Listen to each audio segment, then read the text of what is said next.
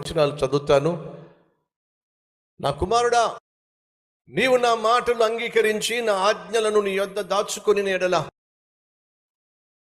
జ్ఞానమునకు నీ చెవి యొగ్గి హృదయపూర్వకముగా వివేచన అభ్యసించిన ఎడల, తెలివికై మొరపెట్టిన ఎడల, వివేచనకై మనవి చేసిన ఎడల, వెండిని వెతికినట్లు దానిని వెతకిన ఎడల, దాచబడిన ధనమును వెతకినట్లు దానిని వెతకిన ఎడల, యెహోవా యందలి భయభక్తులు కలిగి ఉండుట ఎట్టిదో నీవు గ్రహించెదవు. దేవుని గూర్చిన జ్ఞానమును నీకు లభించును. యెహోవాయే జ్ఞానమిచ్చువాడు, తెలివియు వివేచనయు ఆయన నోట నుండి వచ్చును. సొలొమోను ఈ సామెతలు రాశాడు. రాసినటువంటి ఈ సొలొమోను ఏమంటున్నాడయ్యా అంటే, చదువుతున్నటువంటి ప్రతి ఒక్కరితో మాట్లాడుతూ, నా కుమారుడా లేదా నా కుమార్తె, జ్ఞానము సంపాదించు. నువ్వు ఏ పని చేసినా సరే నీకేం కావాలి? జ్ఞానం కావాలి. జ్ఞానమును సంపాదించు. ఎవరికైనా నువ్వు జ్ఞానము కొదువుగా ఉన్న ఎడల ఏం చేయాలి? గూగుల్లోకి వెళ్ళి వెతకాలి. అవునండి, గూగుల్కి వెళ్ళి వెతకాలని ఉందా? మరి ఏం చేయాలండి? బైబిల్ సెలవిస్తుంది, మీలో ఎవరికైనా నువ్వు జ్ఞానం కావాలి అంటే జ్ఞానమునకు ఆధారము యెహోవా. యెహోవా దగ్గరికి రండి, యెహోవాను అడగండి. ఎందుకంటే సొలొమోను వ్యక్తిగతంగా అనుభవపూర్వకంగా తెలుసుకున్నాడు. మీకు తెలుసు కదా, సొలొమోను తండ్రి ఎవరు చెప్పండి? సొలొమోను తండ్రి దావీదు. 40 సంవత్సరాలు అద్భుతంగా పరిపాలన చేసి తాను చనిపోక మునుపు తన కుమారుడైనటువంటి సొలొమోనును అభిషేకించి రాజ్యానికి పరిచయం చేశాడు. నా తదంతరము, నా తరువాత సొలొమోను ఈ రాజ్యాన్ని పరిపాలించబోతున్నాడు. అలా పరిపాలించబోతున్నాడు అని చెప్పి సొలొమోను దావీదు పరిచయం చేసినప్పుడు బైబిల్లో మనం చూస్తాం, అతడు బాలుడు అనుంది. ఏమిటి? బాలుడు లేదా యవ్వనుడు అనుంది. మరి ఎంత వయసు ఉంటుంది?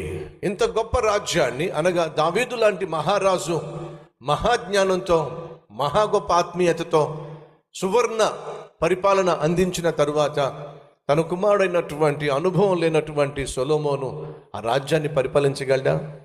ఎంతోమంది శత్రువులు ఇశ్రాయేలు దేశాన్ని స్వాధీనపరచుకోవాలని ఎన్నో ప్రయత్నాలు చేశారు. కానీ దావీదు కాలంలో ఎవ్వడూ కూడా ధైర్యం చేసి ఆ రాజ్యాన్ని స్వతంత్రించుకోలేకపోయారు. ఎన్నో యుద్ధాలు జరిగినాయి, వాటన్నిటిలో కూడా దావీదు గెలవగలిగాడు. దేశానికి సురక్షితమైన, క్షేమకరమైనటువంటి, సమాధానకరమైనటువంటి పరిపాలన ఇవ్వగలిగాడు. 16, 17, 18 సంవత్సరాల వయసులో ఉన్నటువంటి ఈ సొలొమోను నిజంగా రాజ్యాన్ని పరిపాలించగలడంటారా? నిజంగా యుద్ధాలు చేయగలడంటారా? నిజంగా ప్రజలకు విలువైనటువంటి, క్షేమకరమైనటువంటి పాలన ఇవ్వగలడంటారా? సాధ్యం కాదు. మరి ఏం చేశాడు? మీకు విషయం తెలుసా? సొలొమోను 40 సంవత్సరాలు పరిపాలన చేశాడు. ఈ 40 సంవత్సరాల పరిపాలనలో ఒక్క రాజు కూడా ఇశ్రాయేల్ దేశం మీదకి యుద్ధానికి రాలేకపోయాడు. ఏ దేశం కూడా ఇశ్రాయేల్ జోలికి రాలా. యుద్ధం అనే మాట కానీ, యుద్ధం అనే ఊసు కానీ, యుద్ధం అనే ఆలోచన కానీ ఎవ్వడూ చేయలే. కారణం తెలుసా? సొలొమోను కలిగి ఉన్న మహాజ్ఞానం. ఎక్కడి నుంచి వచ్చింది మహాజ్ఞానం? కారణం తెలుసా అండి? చూద్దాం రండి. రాజుల గ్రంథం 2వ అధ్యాయం 1వ వచనం. దావీదునకు మరణకాలము సమీపింపగా అతడు తన కుమారుడైనటువంటి సొలొమోనునకు ఇలాగు ఆజ్ఞ ఇచ్చెను, లోకులందరూ పోవలసిన మార్గమున నేను పోవుచున్నాను. నాయనా, ముందు వెనుక తేడాలో అందరం వెళ్ళిపోవాల్సిందే. ఆ వెళ్ళిపోయే రోజు నాకు త్వరలో వచ్చేస్తుంది. నేను వెళ్ళిపోతున్నాను రా, నేను కన్ను మూయబోతున్నాను. దావీదుకు తను మరణించబోతున్నాడు అని తెలిసింది, గ్రహించగలిగాడు. అలా గ్రహించగలిగినటువంటి దావీదు చేసిందో తెలుసా? తన కుమారుడైనటువంటి సొలొమోను పిలిపించి ఎంత అద్భుతంగా భవిష్యత్తును గురించి తెలియచేస్తున్నాడో చూడండి.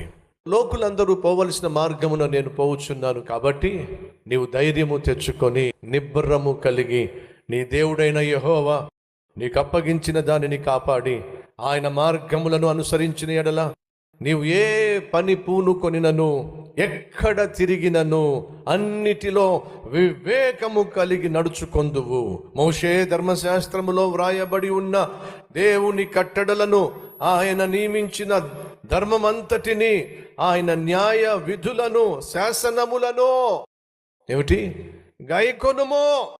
అప్పుడు నీ పిల్లల తమ ప్రవర్తన విషయములో జాగ్రత్తగా నుండి నా ఎదుట తమ పూర్ణ హృదయముతోను పూర్ణ మనస్సుతోను సత్యమును అనుసరించి నడుచుకొని ఎడల ఇశ్రాయేలీయుల రాజ్య సింహాసనం మీద ఆసీనుడగు ఒకడు నీకు ఉండక మానడని యెహోవా నన్ను గూర్చి ప్రమాణము చేసిన మాటను స్థిరపరచును.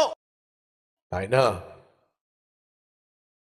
నువ్వు ఏ పని పూనుకున్నా సరే అందులో నువ్వు విజయం సాధించాలంటే నీకు ఒక ఫార్ములా చెప్తున్నాను. ఏమిటి నాన్న? దేవుని మాట విను, దేవుడు చెప్పింది చేయి. నువ్వు దేవుని మాట మీరిన, దేవుడు చెప్పిన దానికి వ్యతిరేకంగా అఘోరించిన, నువ్వేమైతే చేయాలనుకుంటున్నావో అది నువ్వు చేయలేవు. ఏమైతే సాధించాలనుకుంటున్నావో అది నువ్వు సాధించలేవు.